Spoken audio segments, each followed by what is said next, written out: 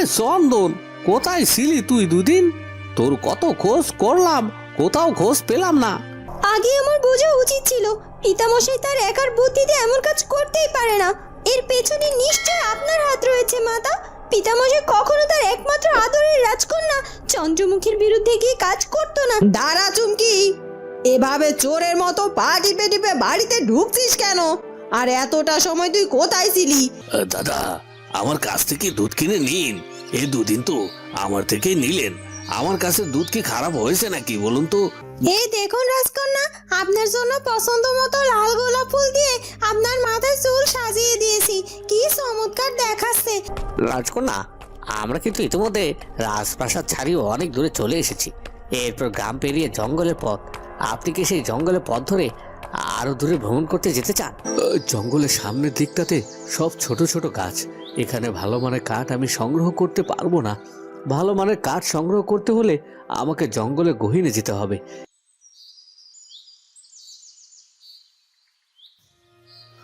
চন্দন, আরে ও চন্দন, কোথায় গেলি? এদিকে আয় তো বাবা, তোর সাথে একটু দরকারি কথা আছে। চন্দন, কোথায় গেলি রে চন্দন? চন্দনের কাকা বাইরে থেকে এসে বাড়িতে চন্দনের খোঁজ করতে থাকে। তখনই চন্দনের মা ঘর থেকে বেরিয়ে আসে।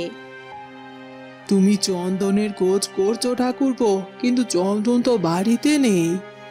সে কি, এই বেলায় চন্দনের তো বাড়িতে থাকারই কথা। কোথায় গেছে ও? কি জানি, সে কথা তো আমি এখন বলতে পারছি না গো। চন্দন বাড়িতে আসলে না হয় ওর থেকে শোনা যাবে, হয়তো নিজের কোনো দরকারি কাজে লেগে গেছে কোথাও। আজকাল তোমার ছেলের আবার কি দরকারি কাজ রয়েছে বৌদি? এদিকে বাড়ির সব কাজ ফেলে রেখে নিজের কাজ করতে গেছে বলছো? কে বলেছে আমার ছেলেটা এদিকে বাড়ির কাজ সব ফেলে রেখে তবে নিজের কাজ করতে গেছে? আমার ছেলেটা নিজের জন্য কিছুটি করেনি গো। তোমার সংসারের সব দায় আমার ছেলেটা নিজের কাঁধে তুলে নিয়েছে। আর ওই ছোট্ট বয়স থেকে ও সেই সব দায়িত্ব সামলে রেখেই তবে নিজের কোনো কাজে গেছে হয়তো। তোমাদের দু মা ছেলের ভাব চক্কর কিন্তু বুঝতে পারছি না আমি বৌদি। ভুলে যেও না, দাদা মারা যাওয়ার পর থেকে এই দেবরের সংসারে কিন্তু ঠাঁই হয়েছিল তোমাদের। তাই যা করবে আশা করি ভেবে চিন্তে করবে। আমরা কিছুটি ভুলে যাইনি গো, তাই তো এতগুলো বছর ধরে গাধার কাটুনি কেটে যাচ্ছি তোমার সংসারে। আমি আর আমার ছেলে দুজনে মিলে এবার আমার ছেলেটার নিজের জন্য কিছু করা উচিত। কোথায় আমি ভাবলাম ভ্রমণে বের হব, মনটাকে একটু শান্ত করব, তা নয় এই আপদটা জুটে আমার মনটা আরো ভেঙে গেল। সারথি, এই সারথি, তুমি কি পারবে আদৌ এই রথটাকে গর্ত থেকে টেনে তুলতে? মানে রাজকন্যা, এই রাজরথটা তো অনেক বেশি ভারী। এটা একজন লোকের পক্ষে কখনো টেনে তোলা সম্ভব নয়। মানে কি? তাহলে কি আমি এখন এখানে দাঁড়িয়ে থাকবো নাকি? এর মানে রাজকন্যা, আমাদের সঙ্গে তো কাউকে নিয়েও আসেনি যে তাকে নিয়ে রাজপ্রাসাদের খবর পাঠাবো। আপনাকে আবার এখানে একা রেখে আমার পক্ষে রাজপ্রাসাদের খবর পাঠাতে যাওয়া সম্ভব নয়। দেখি এখানে কোনো লোকজন আছে কিনা। কারো দেখা পেলে এই রাজরথটা লোকের সাহায্য নিয়ে টেনে তুলতে হবে। তারপর আপনাকে নিয়ে আমি রাজপ্রাসাদে ফিরে যেতে পারবো। কি বলছো কি সারথি? এদিকে তো বিকেল গড়িয়ে সন্ধ্যা নেমে আসছে। এই অসময়ে জঙ্গলের গহীনে কেউ আসবে নাকি? তার মানে পুরো রাতটাই এখানে থাকতে হবে আমাকে নাকি? আর তাছাড়া তো কোনো উপায় দেখতে পাচ্ছি না আমি রাজকন্যা।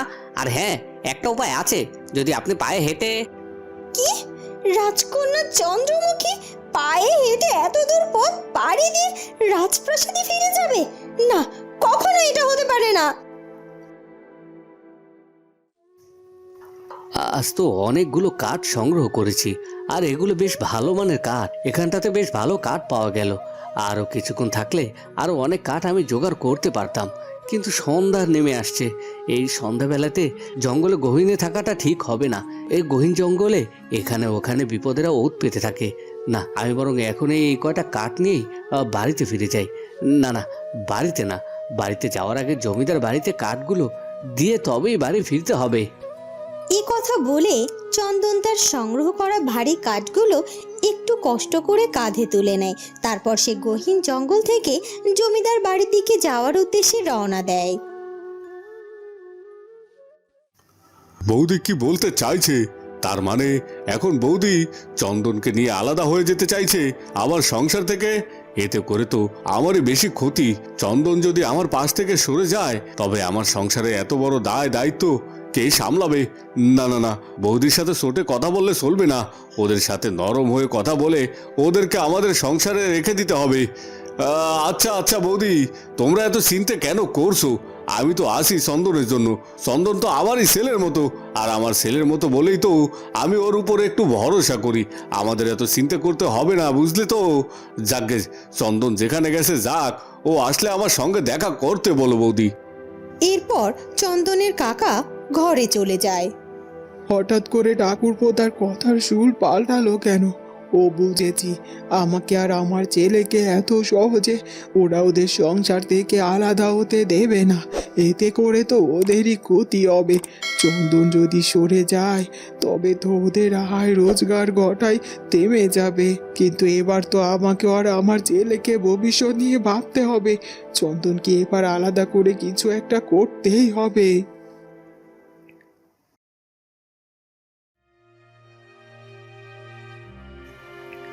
মহারাজ, আমি এখন বলতে বাধ্য হচ্ছি, আপনার আশকারা পেয়ে রাজকন্যা এতটা নির্ভয় আর অহংকারী হয়ে উঠেছে।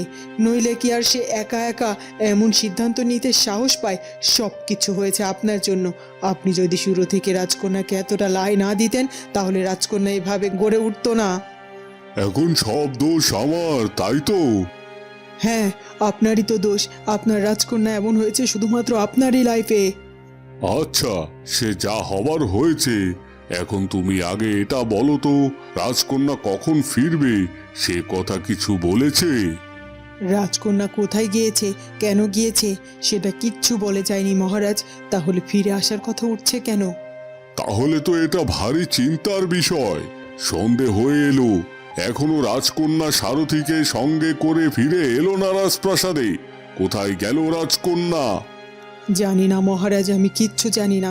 রাজকন্যার অতিরিক্ত রাগ আমার এই জন্যই ভয় করে। তার রাগের মাথায় নেওয়া সিদ্ধান্তগুলো সবসময় ক্ষতির কারণ হয়ে দাঁড়ায়। কে জানে কোথা থেকে কোথায় চলে গেছে সে, না জানি পথে ঘাটে কোনো বিপদ আপদ হয়েছে কিনা। না না, আমাদের রাজকন্যা চন্দ্রমুখীর যে সাহস, তার কোনো বিপদ হবে না আশা করি।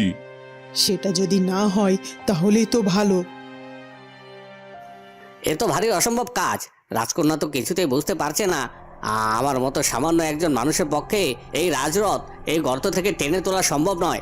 তাহলে আমি এখন কি করি? এই রাজকন্যাকে নিয়ে সারা রাত এই গহীন জঙ্গলে কাটিয়ে দেওয়া তো সম্ভব নয়। কখন কোন জীব জন্তু এসে আক্রমণ করে বসে সেটাও তো বলতে পারছি না। বিধাতা, তুমি আমার সহায় হও।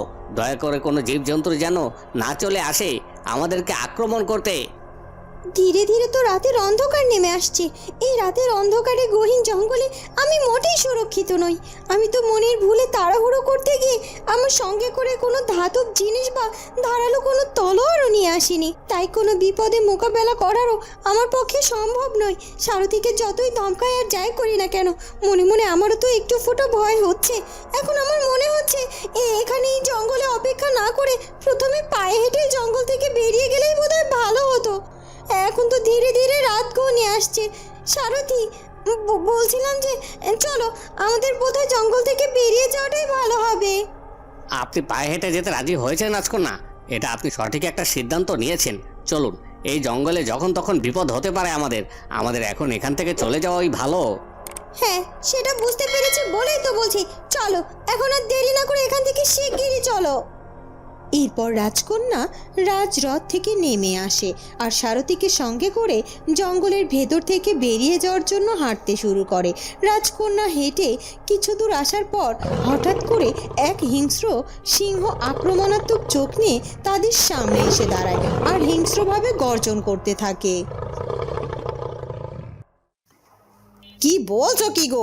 এতদিন ধরে মাছ এলে আমাদের সংসারে থেকে খেয়ে এখন বন্দি করছে আলাদা হয়ে যাওয়ার, আলাদা করে রোজগার করার।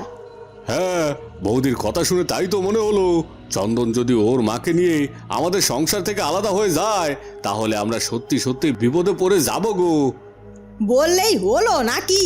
চন্দন আর ওর মা আলাদা হয়ে যেতে চাইলে আমরা দেবো কেন ওদেরকে আলাদা হতে?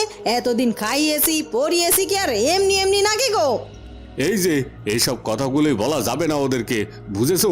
চন্দনের মাকে আমরা থাকা খাওয়ার খোটা দেই বলেই চন্দনের মা সিদ্ধান্ত নিয়েছে তার ছেলেকে নিয়ে আলাদা হয়ে যাওয়ার। তাই এখন থেকে অনেক হিসাব নিকাশ করে ওদের সঙ্গে কথা বলতে হবে, বুঝতে পেরেছো? বুঝেছি। কিন্তু যাই বলো না কেন, একদিন না একদিন তো ওরা আলাদা হবেই, বলো? চন্দন যখন বিয়ে করে বউ আনবে তখন কেউ আমাদের হয়ে এভাবে খাটবে নাকি? নিজের সংসারের চিন্তা মাথায় আসলে আলাদা হয়ে যাবেই ওরা। তাহলে কি ওদেরকে আমাদের সংসারে আটকে রেখে দেওয়া যায় বলো তো? সেটাই তো ভাবছি। ছেলের কান্দে লজ্জায় আমার মাথা কাটা যাচ্ছিল। পাঠশালার ছেলে পুলের সামনে ভাগ্যিস ওখানে কোনো বড় মানুষ ছিল না, তাহলে গুরু মশাইয়ের সম্মান মাঠে ঘাটে হয়ে যেত। যেই ছেলেকে এত কষ্ট করে নিজের হাতে খাইয়ে পরিয়ে মানুষ করছি, আর সেই ছেলে কিনা নিজের হাতে আমার সম্মানটাকে এভাবে ডুবোতে বসেছে। এভাবে বলছো কেন বাবা? আমি কি এমন করেছি যে তোমার সম্মান মাঠে ঘাটে হয়ে যাচ্ছে? কি এমন করেছিস মানে? পাঠশালার মেয়ের সঙ্গে লুকিয়ে প্রেম করছিলিস, আর এখন বলছিস কি এমন করছিস? তাই এই সর্বনাশা ছেলেকে নিয়ে কি করি? বাবা, তুমি এমন কেন করছো? আমি তো চুমকির সঙ্গে একটু কথাই বলছিলাম ওখানে দাঁড়িয়ে। ও কথাই বলছিস মানে? কেউ যদি তোদেরকে ওখানে দেখে নিত তাহলে কি হতো বলতো? গুরুমশাইয়ের ছেলের নামে বদনাম হওয়া মানে তো গুরুমশাইয়েরও বদনাম হওয়া, এতটুকু বুঝিস না? বুঝেছি বাবা, বুঝেছি। আমি বলেছি তো আমি আর চুমকির সঙ্গে কথা বলতে যাব না। এবার তুমি অন্তত রেহাই দাও আমায়। এই এক কথা তখন থেকে শুনতে আর ভালো লাগছে না। এ কথা বলে ঝন্টু ঘরের ভেতরে চলে যায়। আর দিনের পর দিন ছেলেটা এমন ঘা কেন হচ্ছে? মা মরার পর থেকে একা হাতে মানুষ করলাম, আমি হলাম গায়ের গুরু মশাই, আর আমার ছেলের ভেতরে কিনা শিক্ষা দীক্ষার এত অভাব। না না, এটা তো হতে দিলে চলবে না। ছেলেটাকে আরো আচ্ছা করে শিক্ষা দিতে হবে। ওদিকে জঙ্গলে সেই হিংস্র সিংহটি রাজকন্যা চন্দ্রমুখীর সাথে থাকা সারথীর উপর আক্রমণ করে বসে। সিংহের আক্রমণে সারথী মাটিতে পড়ে রক্তাক্ত শরীর নিয়ে ব্যথায় কাতরাতে থাকে। এসব ঘটনা দেখে রাজকন্যা চন্দ্রমুখী ভীষণ ভয় পেয়ে যায়, আর ভয় পেয়ে যাওয়া রাজকন্যাকে আরো ভয় দেখাতেই সিংহটি যেন তার দিকে এগিয়ে যেতে থাকে। না না না, এ হতে পারে না। সিংহের হাতে এইভাবে আমার প্রাণ নাশ হতে পারে না। এই গহীন জঙ্গলে সিংহটি যদি এখন আমার পুরো আস্ত গিলে খায়, এই খবরটা তো কারোর কাছেও পৌঁছাবে না। আমি কেন যে আজ রাগের মাথায় এমন সিদ্ধান্ত নিয়ে একা ভ্রমণে বেরিয়ে পড়লাম, এখন আমি বুঝতে পারছি যে এটা আমার নেওয়া চরম ভুল সিদ্ধান্ত ছিল। মাথার পিছু ডাক শুনে আমার তখন থেমে যাওয়াটা উচিত ছিল। সঙ্গে করে তলোয়ারও নিয়ে আসিনি আমি। তাহলে আমি কি করব? কি করে সিংহকে মোকাবেলা করব আমি? এত রাতে গহীন জঙ্গলে চিৎকার করলেও তো কেউ আমার গলার শব্দটিও শুনতে পাবে না। কার কাছে সাহায্য চাইবো আমি?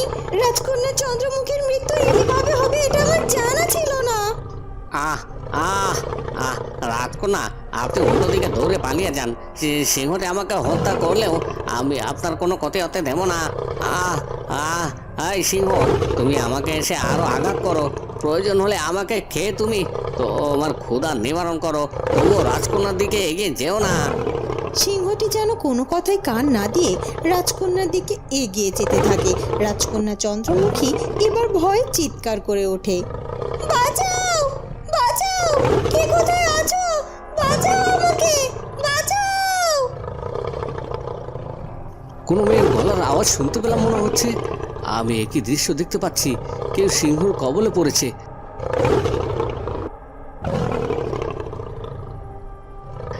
আরে এ তো রাজকন্যা, আর সিংহটি রাজকন্যার দিকে এগিয়ে যাচ্ছে। তাই তো রাজকন্যা ভয়ে চিৎকার করছে, বাঁচাও বাঁচাও বলছে। না না, এক্ষুনি আমাকে রাজকন্যাকে রক্ষা করতে হবে। পিতামশাই, মাতা, কোথায় আপনারা? আপনাদের রাজকন্যা যে মহা বিপদে পড়েছে। আমার রাজপ্রাসাদে রয়েছে সৈন্য সামন্ত সেনাপতি, কত লোক, আর এখানে আমি একা। কেউ কি নেই আমাকে এখানে বাঁচাতে আসার? এ কথা বলেই রাজকন্যা চন্দ্রমুখী কান্নায় ভেঙে পড়ে আর তারপর সে জ্ঞান হারিয়ে মাটিতে লুটিয়ে পড়ে। তখনই হিংস্র সিংহটি তাকে আক্রমণ করতে তার দিকে এগিয়ে যায় আর পেছন থেকে চন্দন এসে সিংহটির মাথা বরাবর জোরে আঘাত করে একটি বড়সড় আকারের কাঠের টুকরো দিয়ে। আঘাতপ্রাপ্ত হয়ে সিংহটি রাজকন্যার দিক থেকে চন্দনের দিকে ঘুরে যায়। যা, এক্ষুনি পালিয়ে যা বলছি, নইলে আমি আবারও এই কাঠ দিয়ে তোর মাথায় আঘাত করব। হিংস্র সিংহ, যা যা বলছি। যে আবারও সিংহটির মাথায় আঘাত করতে যাবে তখনই সিংহটি সেখান থেকে চলে যায়। রাজকন্যা, আর কোনো ভয় নেই, আপনি চোখ মেলে দেখুন, এই দেখুন, হিংস্র সিংহটি এখান থেকে পালিয়ে গেছে আর একটি বালক দেবদূতের মতো এসে আমাদেরকে রক্ষা করেছে, আমাদের জীবন বাঁচিয়েছে।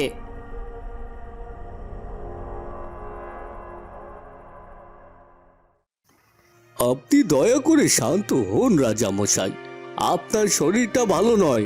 আমরা দেখছি রাজকন্যাকে কি করে খুঁজে নিয়ে আসা যায়। নানা মন্ত্রী মশাই, আর শান্ত হয়ে থাকার সময় নেই। এক্ষুনি সৈন্য সামন্ত নিয়ে বেরিয়ে পড়ুন আমাদের রাজকন্যার খোঁজ করতে। আমার রাজকন্যা এখনো কেন রাজপ্রাসাদে ফিরে এলো না? সন্ধ্যা গড়িয়ে রাত হয়ে গেল, তবুও রাজকন্যা ফিরে এলো না। নিশ্চয়ই আমার রাজকন্যার কোনো না কোনো বিপদে পড়েছে। ঠিক আছে রাজামশাই, আমি সৈন্য সামন্ত নিয়ে বেরিয়ে পড়ছি। আপনাকে আর এই অসুস্থ শরীর নিয়ে যেতে হবে না, আমি পারবো রাজকন্যাকে খুঁজে নিয়ে আসতে। নানা মন্ত্রী মশাই, আমি শান্ত হয়ে রাজপ্রাসাদে বসে থাকতে পারবো না।